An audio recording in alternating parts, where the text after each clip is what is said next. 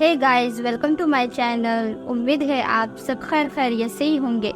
मैं फातिमा आपके साथ मौजूद हूँ और आप देख रहे हैं फातिमा एट द रेट।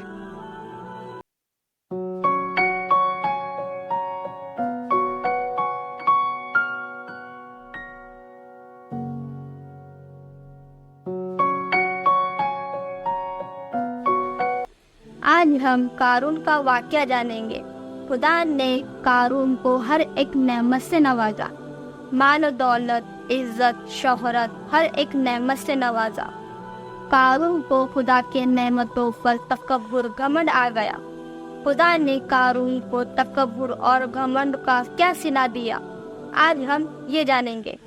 ये वाक़या मूसा अलैहिस्सलाम के ज़माने में हुआ है और ये वाक़या कुरान मजीद में भी मौजूद है। नाज़रीन, आप चैनल पर नए हो तो आप ज़रूर चैनल को सब्सक्राइब कीजिए और बेल आइकन पर क्लिक कीजिए ताकि हमारी आने वाली वीडियो आप तक जल्द से जल्द पहुंच सके। और वीडियो को शेयर कीजिए। जिस तरह आप इस वीडियो से फ़ायदा लेते हो उसी तरह दूसरे भी फ़ायदा ले सके, इसलिए आप इस वीडियो को शेयर कीजिए। कारून मूसा अलैहिस्सलाम के कौम में से था, यानी बनी इसराइलियों में से था। खुदा ने कारून को हर एक नेमतों से नवाजा था। इज्जत, शोहरत, माल दौलत, हर एक नेमत से नवाजा था। नाज़रीन, खुदा ने कारून को इतना खजाना अता किया था, जिस संदूक में, जिस तिजोरी में माल दौलत रखा जाता, उस तिजोरी और संदूक की चाबी मुश्किल से ताकतवर और मजबूत जमात उठा पाती। नाज़रीन, संदूक या तिजोरी की चाबी संदूक और तिजोरी के मुकाबले में छोटी होती है। ज़रा गौर करें, चाबी को उठाने के लिए जमात दरकार थी तो संदूक और तिजोरी कितनी बड़ी होगी और कारून के पास कितना माल दौलत होगा।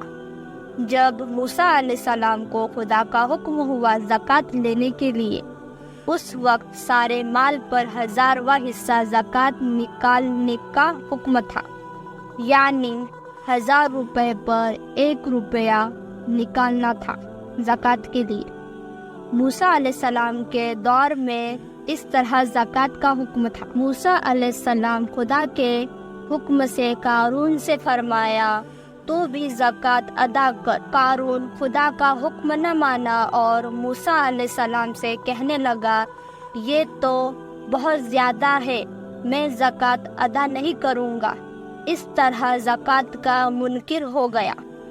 मूसा अलैहिस्सलाम ने कारून से फरमाया, जिस तरह तुझे माल दौलत देकर खुदा ने तुझ पर एहसान किया है, उसी तरह तू भी लोगों पर एहसान कर। कारून अपने माल दौलत के गुरूर, तकब्बुर में मूसा अलैहिस्सलाम से कहने लगा, मुझे खुदा ने दिया है पर एहसान नहीं किया, ये तो मेरे मेहनत की कमाई है, अपनी सलाहियतों के बुनियाद पर कमाई हुई माल दौलत है। फिर कारून को उसकी कौम वालों ने कहा, बेशक खुदा ने तुझे इतना माल दौलत अता किया है, पर इस पर घमंड न करो। खुदा को घमंड करने वाले पसंद नहीं है। और जो तुझे खुदा ने माल दिया है, उसके ज़रिए आखिरत का घर तलाश कर और दुनिया से अपना हिस्सा न भूल। एहसान कर, जैसे खुदा ने तुझ पर एहसान किया है, वैसे ही ज़मीन पर फसाद न फैला। कारून ने अपने माल के घमंड और गुरूर में इस मुखलिसाना नसीहत को ठुकरा दिया। कारून मूसा अलैहिस्सलाम का सामरी की तरह बहुत बड़ा दुश्मन हो गया और कौम वालों को ज़कात न दे इसलिए भड़काने लगा। और एक दिन खूब बन संवर कर, कीमती लिबास पहनकर, तकब्बुर और गुरूर से इतराते हुए लोगों के सामने सवारी पर सवार होकर निकला। और कारून लोगों के सामने अपनी दौलत का मुजाहिरा करता रहा। लोग उसे देखा करते, जिसे जिसे दुनियाई दौलत की लालच हुई, वो कहते, कारून के पास कितना माल दौलत है, उसकी कितनी इज्जत है, کاش ہمیں بھی یہ ساری نعمت ملتی جو قارون کو ملی ہے۔ جو دولت خدا نے دی ہے وہ نعمت کی بارش کاش ہم پر بھی ہوتی۔ اس طرح اپنے مال و دولت کا مظاہرہ کرتا رہا۔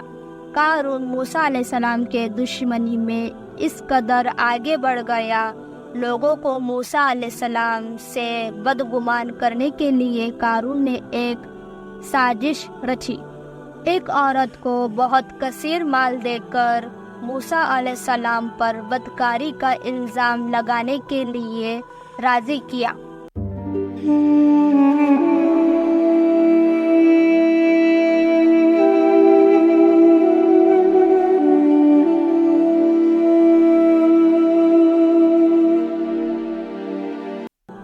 ایک دن موسیٰ علیہ السلام لوگوں کے درمیان گناہ کے قانون کے متعلق بیان فرما رہے تھے۔ اس وقت قارون نے لوگوں کے درمیان موسیٰ علیہ السلام سے ایک سوال کیا، جو آپ گناہ کی سزا بتا رہے ہیں، جس طرح یہ گناہ کی سزا ہمارے اوپر مقرر ہے اسی طرح آپ کے اوپر بھی مقرر ہے؟ موسیٰ علیہ السلام جواب دیتے ہوئے فرماتے ہیں، جس طرح گناہ کی سزا آپ پر مقرر ہے اسی طرح یہ گناہ کی سزا مجھ پر بھی مقرر ہے۔ یہ جواب سننے کے بعد قارون نے سب کے سامنے موسیٰ علیہ السلام پر عورت کے ساتھ بدکاری کا الزام لگایا۔ موسیٰ علیہ السلام نے کہا، وہ عورت کو میرے سامنے لے کر آؤ۔ جب وہ عورت بلائی گئی، موسیٰ علیہ السلام نے اس عورت سے فرمایا، اے عورت سن، جس نے بنی اسرائیل کے لیے دریا میں 2 بھاگ کر دیا اور سلامتی کے ساتھ دریا سے پار کر کے فرعون سے بچایا، سچ سچ بتا واقعہ کیا ہے؟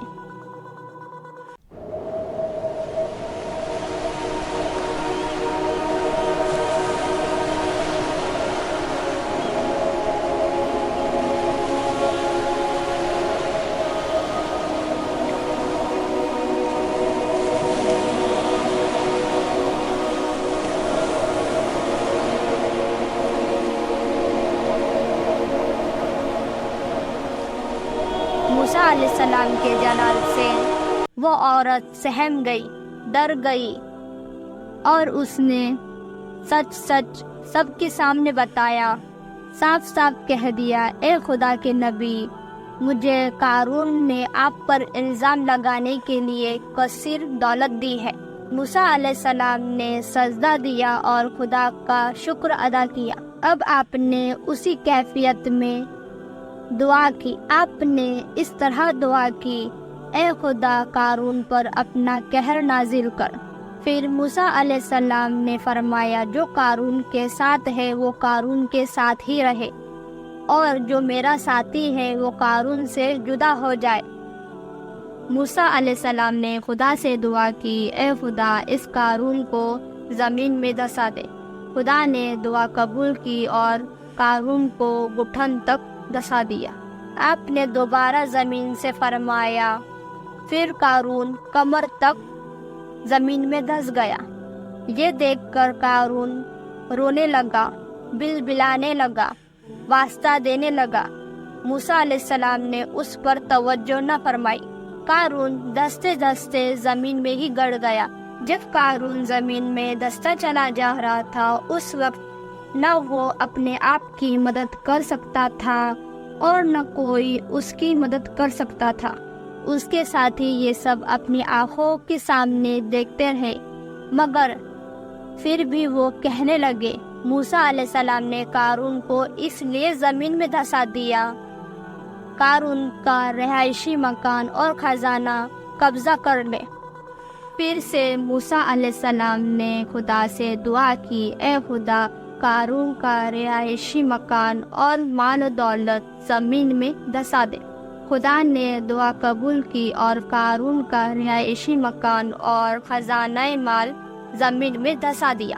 ناظرین، اپنے ذہن میں ہرگز یہ بات نہیں آنا چاہیے، یہ ہمیں ہماری قابلیت سے حاصل ہوا ہے، جس طرح قارون کہتا تھا۔ ناظرین، قارون کو خدا نے ان لوگوں کے لیے عبرت بنا دی جو اپنے مال و دولت پر تکبر و غرور کرتے ہیں۔ ناظرین، آج ہم نے قارون کے واقعہ سے یہ جانا ہے، خدا نے جو ہمیں نعمت عطا کی ہے اس پر ہمیں ہر وقت شکر ادا کرنا چاہیے، اور اس نعمت پر ہمیں خدا کے تکبر اور غرور نہیں کرنا چاہیے، اور جس طرح خدا کا حکم ہے زکوٰۃ ادا کرنے کا، اسی طرح ہمیں زکوٰۃ ادا کرنا چاہیے۔ ناظرین، چینل کو سبسکرائب اور ویڈیو کو لائک، شیئر، کمنٹ کرنا نہ بھولیے گا۔ ناظرین، انشاءاللہ میں ایسا ہی اور ایک واقعہ لے کر نیکسٹ ویڈیو میں حاضر ہوں گی۔ خدا حافظ۔